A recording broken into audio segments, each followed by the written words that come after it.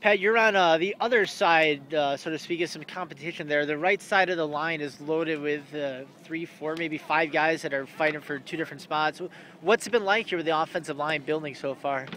Um, I think one of the things that separates us from previous offensive lines is just how much depth we have. And like you said, there's so many guys competing for it.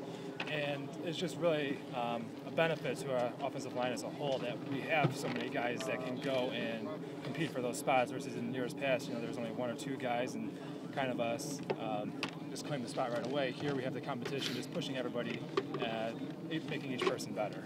I know one name, Fitz mentioned it earlier, was Jack Konopka. He bounced super back last year as a guard coming in. He's pretty much done everything, but he's kind of found a home at tackle. What's he been doing so far as he steps into that role?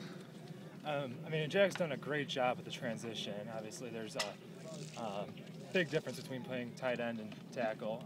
Last year at tight end, he was a real good linebacker for us, and now you're starting to see that his pass blocking is coming along too. And he's moving from tight end to tackle. He's naturally a great athlete, and it's really helped his transition. He's really developing well. From what you've seen, through ones against ones, all that stuff, are you seeing that a lot of these guys have a chance to go in there and start right away? Absolutely. I think there's any number of guys that could step up and start for our offensive line. And like I said, throughout camp, it'll keep being a position battle, and I know whoever goes out there will be able to get the job done.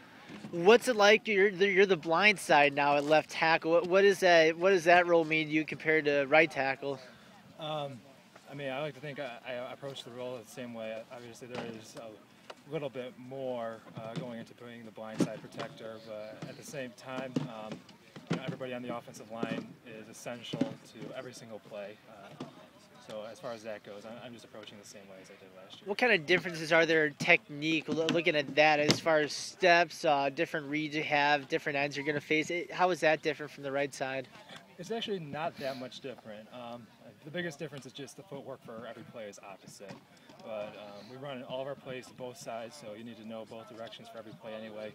And like I said, it's just flipping the footwork over in your mind. And as far as defensive ends go, a lot of the times the guys that we play, they'll play both sides, so you're going to see the same guys anyways. Is it different challenges being the blind side as opposed to that where you're guarding Kane's back? Yes and no.